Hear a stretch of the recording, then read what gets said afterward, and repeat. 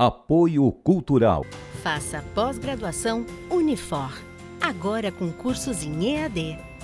Mais informações, unifor.br.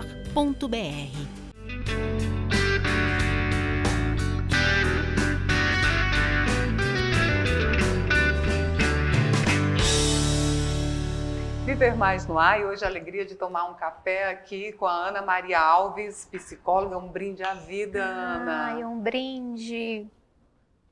Seja Ian, muito que prazer bem-vinda. estar aqui. Seja muito bem-vinda ao Viver Mais. Obrigada. Como eu disse, a Ana Maria é psicóloga, especialista em saúde mental materna, que importa. Isso, né? Então vamos falar, Ana, o impacto da maternidade na longevidade. As pessoas não pensam muito nisso. Tem algum impacto? Quando a gente fala de longevidade, a gente fala de qualidade de vida, né?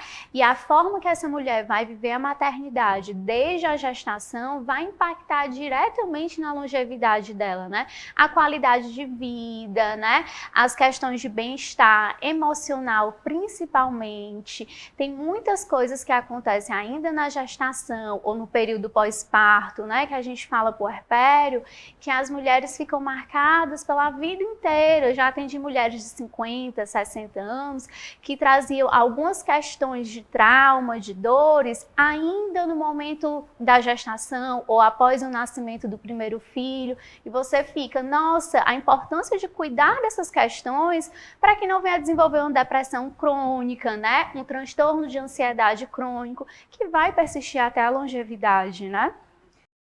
Então, Ana Maria, a pessoa chega, a futura mãe, né? Chega no seu consultório. Que orientações são repassadas para que os impactos de uma gravidez que pode trazer algum problema, alguma patologia, qual a orientação que você dá para que na longevidade ela não relembre isso de uma forma não muito tranquila? Então, primeira coisa, né, Ian, como psicóloga, eu vou falar do autoconhecimento.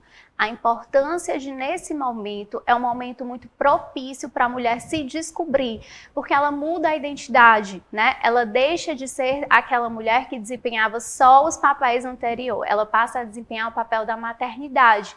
Então, a gente tem a oportunidade dela se conhecer e escolher que mãe ela quer ser. Não existe um tipo padrão de mãe, não existe aquela coisa de ser automático, né? De uma hora para outra eu vou ser essa mãe. É uma construção, ela vai aprender. Então, a primeira coisa é a gente trabalhar esse autoconhecimento e a aprendizagem dela em que mãe possível para ela ser, para se libertar aí de uma culpa, né? Porque tem uma frase do Freud que eu digo que não é muito feliz, que é, se nasce uma mãe, nasce uma culpa. E isso perdura pela vida toda, né? A gente tem mulheres com 50, 60 anos que ainda se sentem responsáveis e culpadas por situação dos filhos, né? Quando não é. Né? O filho vem para o mundo, né? E existe também a liberdade dele de existir no mundo.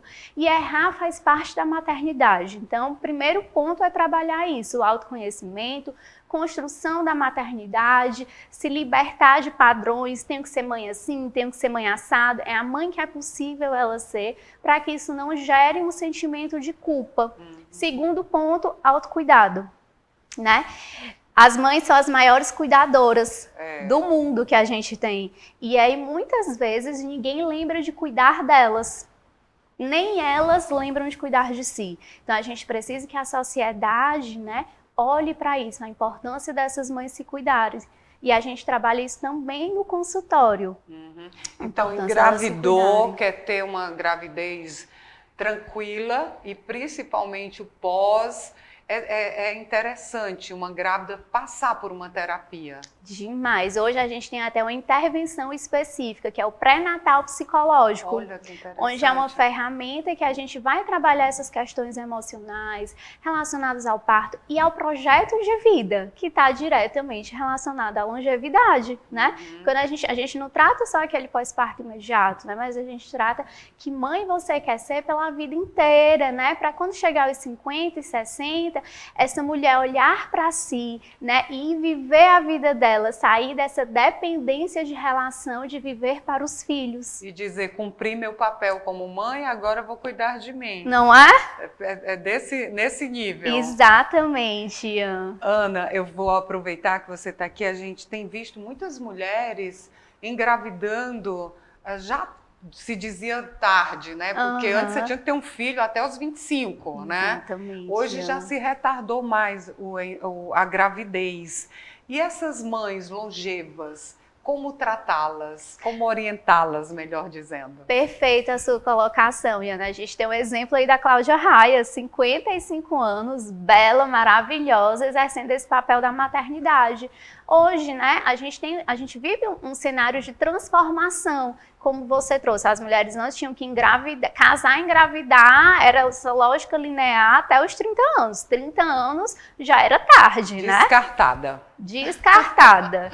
E aí agora a gente vê o ingresso da mulher no mercado de trabalho, né? Uma preocupação com plano de cargos e carreiras. E aí a maternidade, ela vai ficando para depois, nos planos dessa mulher.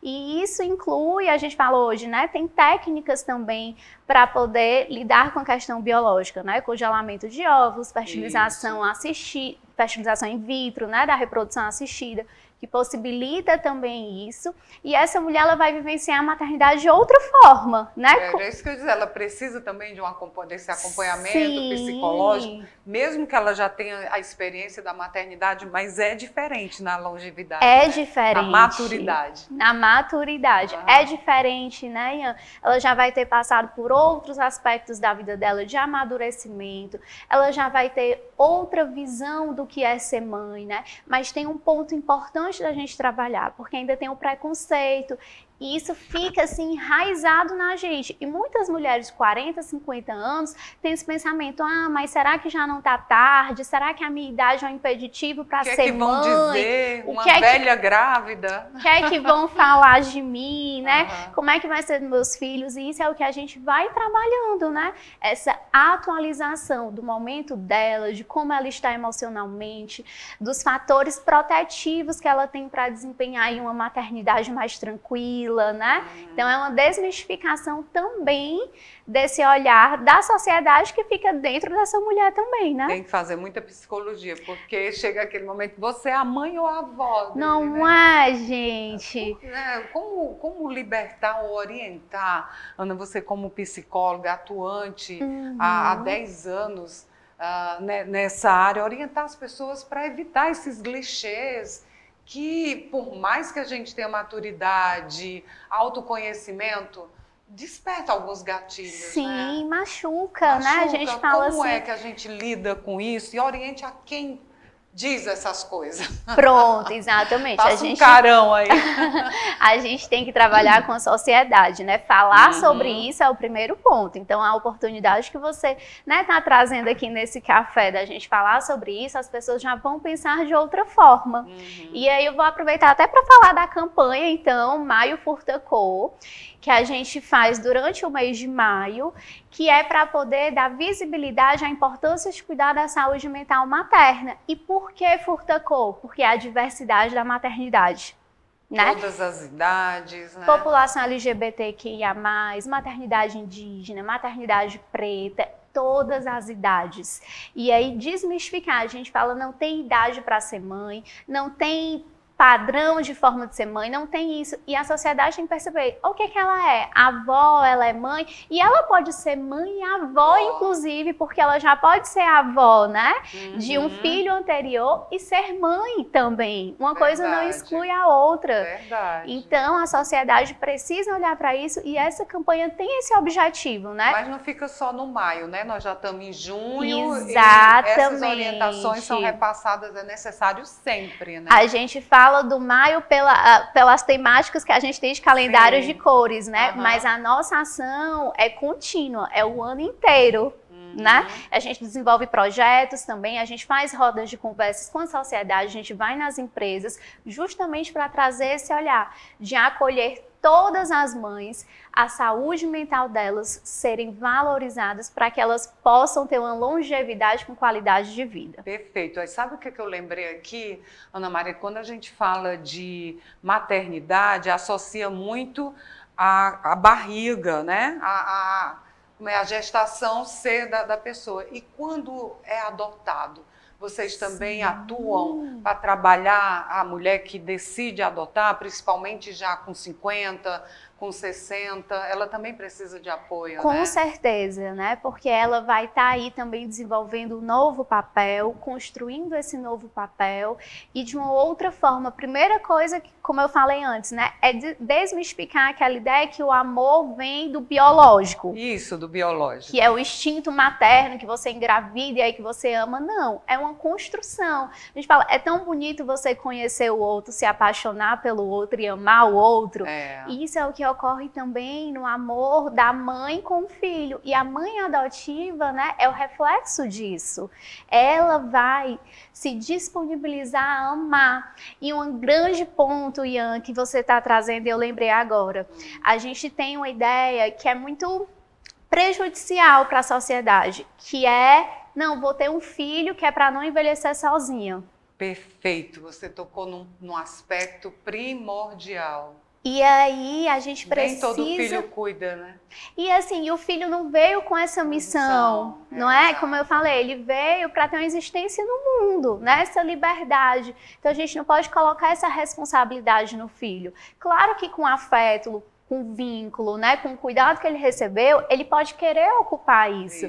Mas a gente tem que olhar para essa mãe, né, essa que escolheu adotar com 50, com 60 anos, porque ela quer viver essa experiência de ser mãe, né? Não é para ter alguém para cuidar dela. E é bom dizer para quem tem um filho biológico também. Sim. Você vai ter um filho, mas não pense que ele veio com... Adorei essa frase. O filho não vem com a missão de cuidar. Exatamente, né? Muito interessante. Ele veio com a missão de ser cuidado por esses responsáveis e a sociedade que cuide das mães e dos responsáveis, né? Que dê suporte, rede de apoio, políticas públicas, até para adoção, né? Hoje a gente tem a licença maternidade de 6 meses para as mulheres que adotam, né? O que é ótimo, porque estabelece esse vínculo, facilita estabelecer esse vínculo, né? E aí a gente também vai trabalhando com essa criança. Tem a maternidade, tem a adoção, já de adolescentes, né? De crianças maiores e bem adolescentes. Abrangente. Então, por isso que existem profissionais como você, Sim. né, Ana? Como é que a pessoa tem mais informações, quer deixar o seu Instagram para ser mãe e ter uma longevidade sem culpa? Ai, que adorei essa frase, Ian, muito obrigada. Então, tem meu Instagram, ama.psi, né, que é a Ana Maria Alves, psicóloga perinatal, pode ter mais informações lá. E também eu vou deixar o Instagram da campanha, né, Perfeito. que fica o ano inteiro, mesmo já tendo passado maio, a gente está sempre trabalhando essa temática, que é Maio Furta Cor, @Maio Furta Cor. É uma campanha nacional, a gente está tendo também até visibilidade fora do Brasil, em outros países também a gente tem psicólogas e outros profissionais que trabalham com saúde mental materna. Perfeito, Físio, nutri, tudo pensando na qualidade de vida para uma longevidade melhor. Maravilha, adorei conversar com você. Ai, que muito obrigada. bom, Ian. Obrigada por esse cafezinho aqui. Que Maternidade delícia. sem culpa. Sem culpa. Sempre. E saúde mental materna importa. E no próximo bloco, Ana Maria, tem outra psicóloga aqui. Que bacana. Né? Nós vamos falar sobre terapia familiar. É a Aline Damasceno. Viver Mais volta já.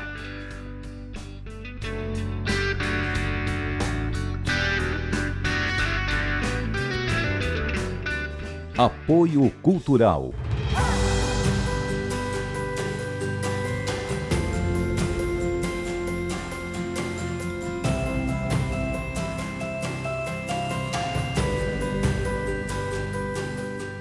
A sua carreira merece estar na melhor do Brasil. Faça pós-graduação Unifor, agora com cursos em EAD. Mais informações, unifor.br.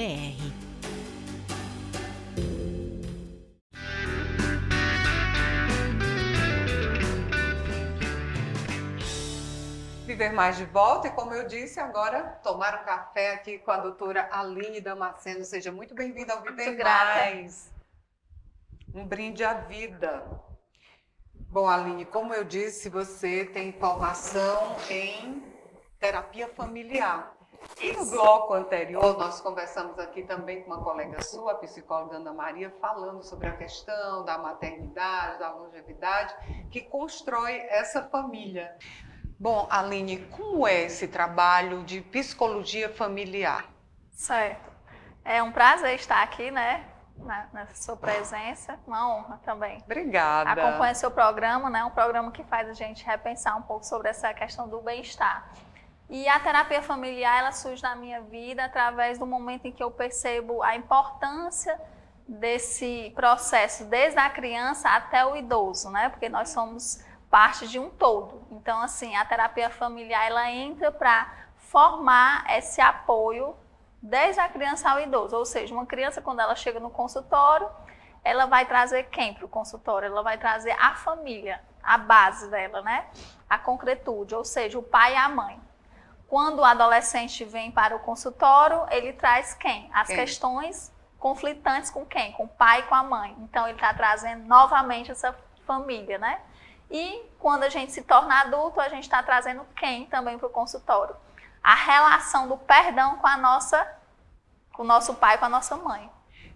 E quando você pontua na maturidade, quando a gente vai ao consultório, o perdão, todos nós temos isso dentro da gente, na longevidade vinha esses questionamentos de que tinha que perdoar, de que fez errado. Na maioria das vezes, né, todos esses questionamentos surgem devido à própria existência humana, né? Porque o perdão ele surge quando a gente reencontra o nosso amor próprio. Quando a gente começa a olhar para dentro de nós e sabermos que nós temos também as nossas falhas, os nossos erros.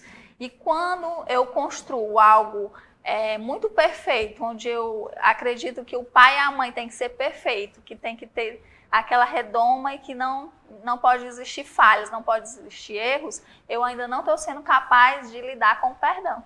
Aline, agora as questões dessas dúvidas, elas estão sempre voltadas para o pai e para a mãe ou envolvem outras questões? Na maioria das vezes, toda essa questão do conceito de vida, de existência, está ligado com a base, né? Com a relação do pai e da mãe. Seja ela uma relação boa, afetiva, amorosa ou talvez algo que ainda não aconteceu. Essa relação ainda não existiu, né? Porque às vezes tem pessoas que vêm de uma relação que pode ter vindo de uma relação de um avô, de uma avó, com um tio, com um primo, né? Assim, que não tem aquela base de pai e mãe, mas mesmo assim ela ainda pode trazer um resgate dessa existência do pai e da mãe.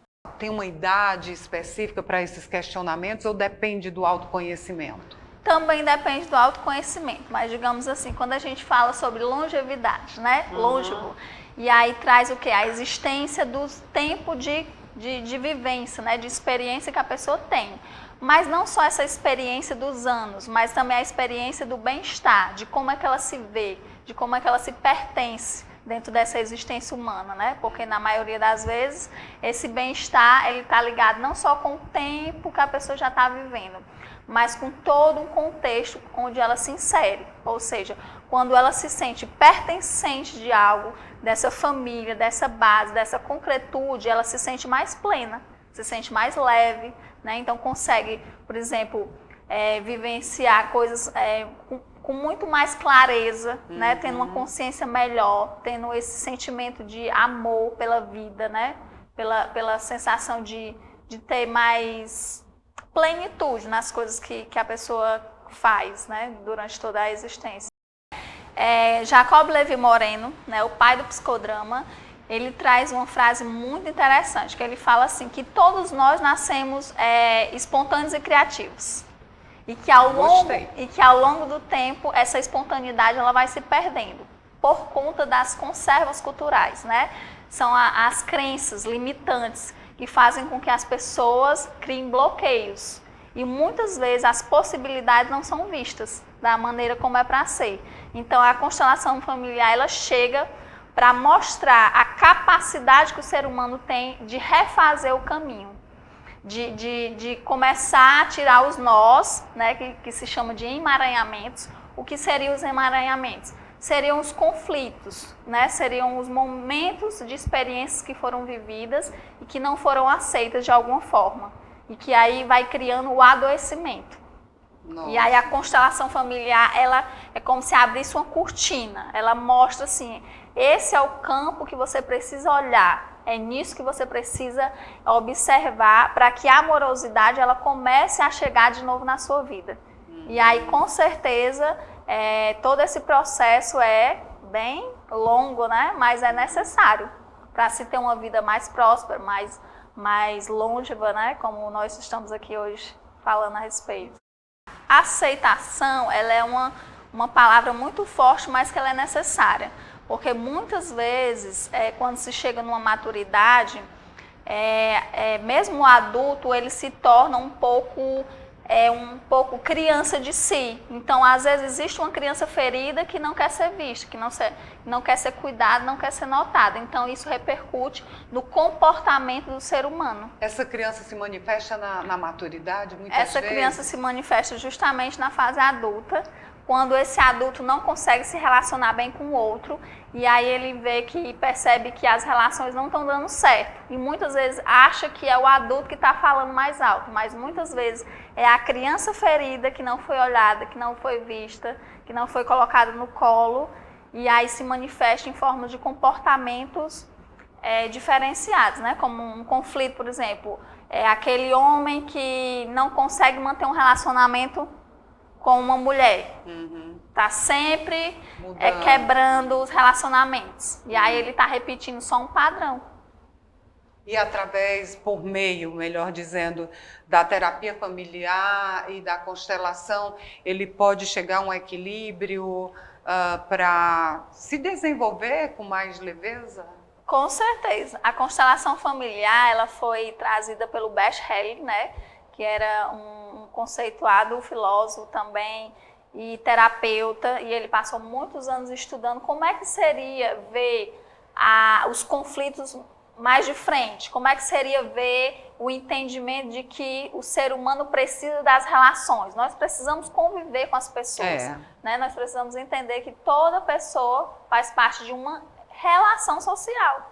Então, assim, se o ser humano não consegue passar pelo processo do entendimento, da aceitação de que precisamos estar se melhorando, se percebendo, se conhecendo, se valorizando, validando o seu valor e modificando alguns comportamentos, aí como é que a longevidade acontece, né? E o bem-estar. A longevidade insuportável, não só para a pessoa, mas para quem está no entorno. Isso. Né?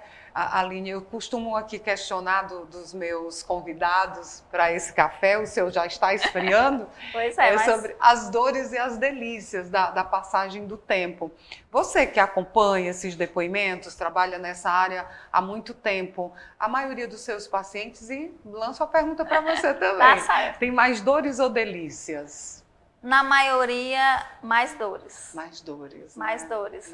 Eu lido diariamente com a dor humana e tenho que estar preparada para isso, porque são muitas demandas, né? Porque, assim, quando se atende esse diferencial da criança ao idoso, então eu tenho que aprender a lidar com cada fase, e essas fases tem que ter um embasamento forte para poder facilitar esse percurso para cada um, né? Digamos assim, a criança é um processo, o adolescente já é outro, e o adulto também. E aí, até chegar a essa maturidade, é um caminho que tem que ter um olhar amoroso, né? É por isso que eu escolhi ser terapeuta familiar, porque tem que ter dinamismo, tem que ter leveza para aceitar a dor do outro sem se envolver, né? A compaixão? Compaixão. Digamos que a compaixão ela tem que estar muito presente com o terapeuta familiar para poder a gente se fortalecer nessa jornada, né? Então você acredita que terá uma maturidade, uma longevidade Assim você vai ser aquela velhinha que todo mundo vai querer ter por perto, Aline. É algo que eu estou buscando, né? Assim, é uma Aham. coisa que... É um processo, né? Que é gradativamente, né? Diz que a nossa maturidade, ela vem com a nossa prática, né? A nossa prática daquilo que a gente acredita, daquilo que pode ser bom, daquilo que nos faz bem, daquilo que nos pertence, né? Do lugar que nós estamos, do valor que damos à vida, né? Então, a longevidade é tudo isso, né? Uma relação de muitas coisas boas. E eu pretendo chegar, né, nessa longevidade com leveza, com alegria, né? Com essa espontaneidade que o Moreno já trouxe, né? Ele brincava de ser Deus, mas de uma forma... não de uma grandeza, mas de uma leveza, né? De uma humildade para a gente sentir o valor da vida. Perfeito. Então, e devemos começar esse treinamento, esse querer ser Deus desde sempre. É, um pouco, né? Né? Esse ser Deus, eu digo assim, que seria... No sentido de leveza. Isso, seria encontrar mais sabedoria nas nossas ações. Maravilha, perfeito. Aline, adorei tomar esse Eu que sou café aqui grata. com você. Qual é o seu Instagram? Você está nas redes sociais? Como é Então, que ele encontra? eu tenho um Instagram que está sendo refeito agora, né, para uma melhor visualização, é alinedamaceno.pc. Tá. E aí eu tô, cada dia eu tô alimentando uma forma mais profissional. E quem quiser me procurar, tem um contato, né, do meu nome. Deixa aí. Então, nesse Instagram te acha, Isso, nesse né? Instagram. Aham. E quem Tá quiser tudo certo. falar com a Aline Damasceno também pode nos procurar, que a gente passa o contato. Aline, a gente tem um canal no YouTube, Viver Mais com Ian Gomes. Aí Sim. terminou aqui esse meu café com a Aline, você vai lá, assiste, compartilha, porque o nosso propósito são entrevistas inspiradoras para uma longevidade com leveza, com alegria, que dá menos trabalho, né, não, Com Aline? certeza. Então aproveite e segue Ian Gomes, jornalista, lá no Instagram também. Vamos Que ótimo. brindar a vida com mais Sim, leveza? sim, sempre. Sempre. Que a espontaneidade seja nossa guia também. Perfeito. O Viver Mais de hoje fica aqui. Até o nosso próximo encontro. Combinado?